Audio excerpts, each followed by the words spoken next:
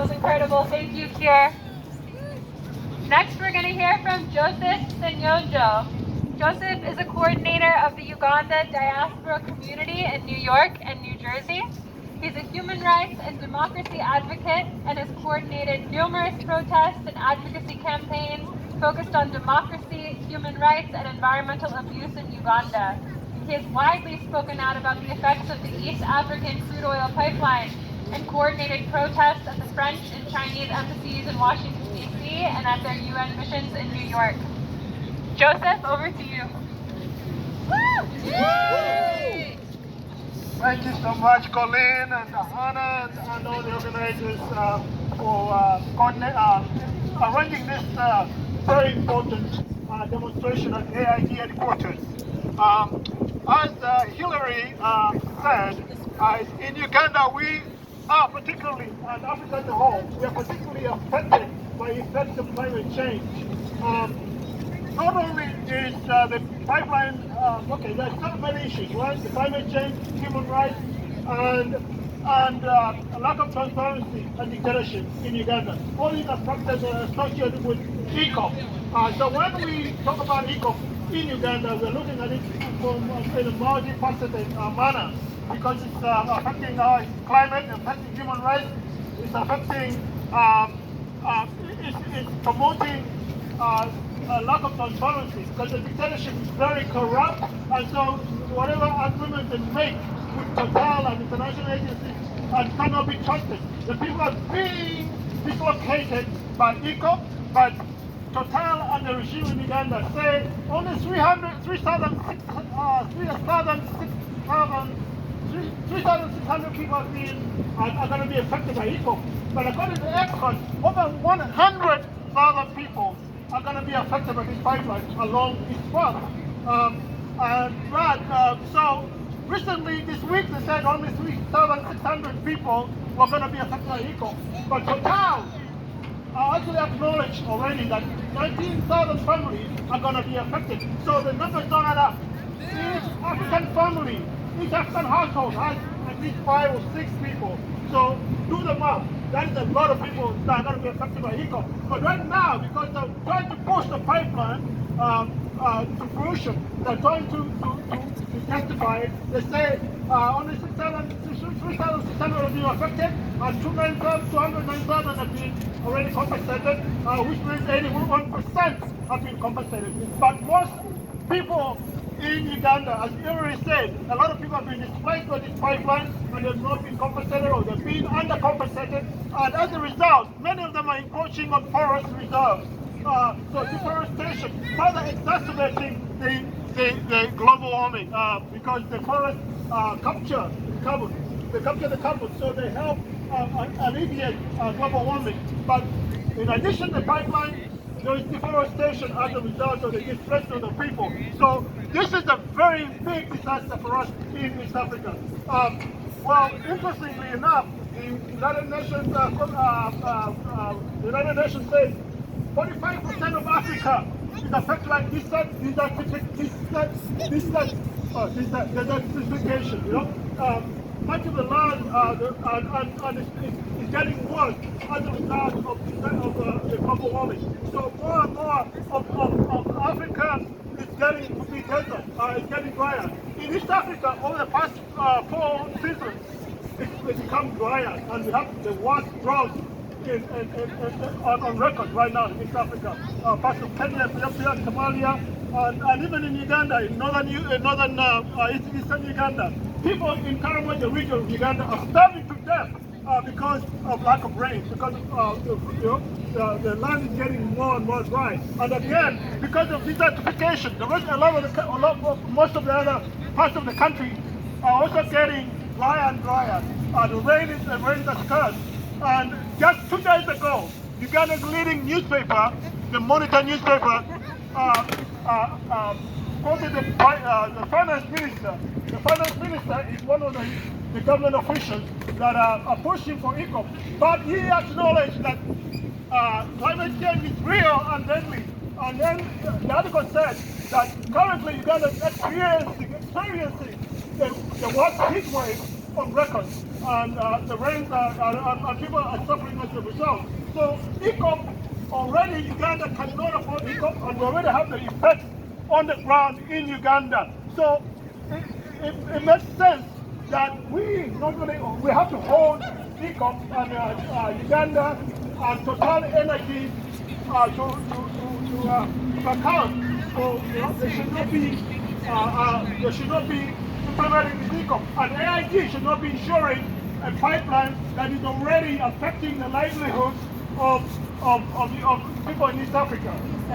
So now, what does AIG say about climate change? I'll read. I saw that statement on the website. This is what AIG says about climate change. Excuse me for a second, please.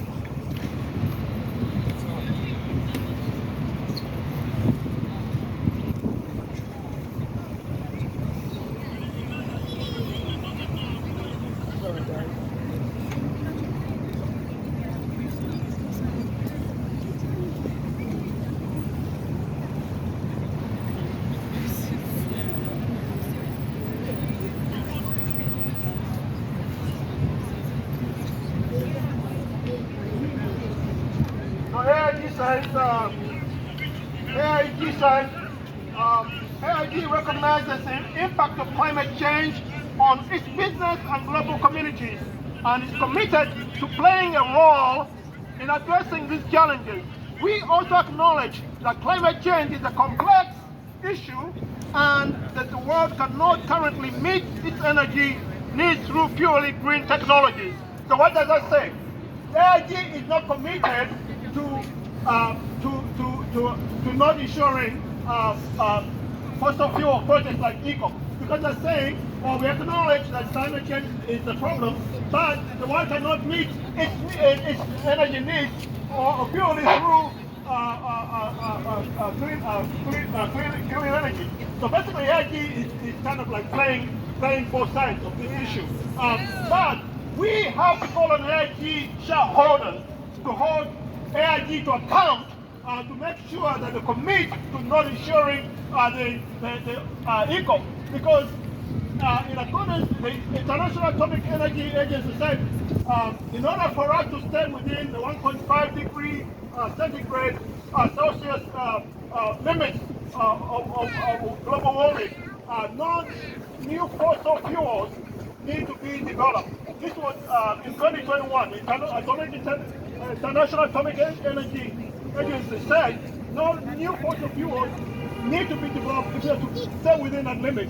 As already the glaciers are melting, and for you young ones, when the glaciers melt, potentially they say we could get up to 23 feet waves, which could flood New York City and coastal areas. So this is very, very, very important to all of us worldwide. As global warming worsens, coastal areas will flood, cities like New York on the coast will flood, and of course, as I mentioned before, this desertification, which is worsening all over the world, and especially in countries in continents like Africa, which are already disadvantaged, and they cannot afford to alleviate the effect. They don't have the money like countries in the developed world have to alleviate the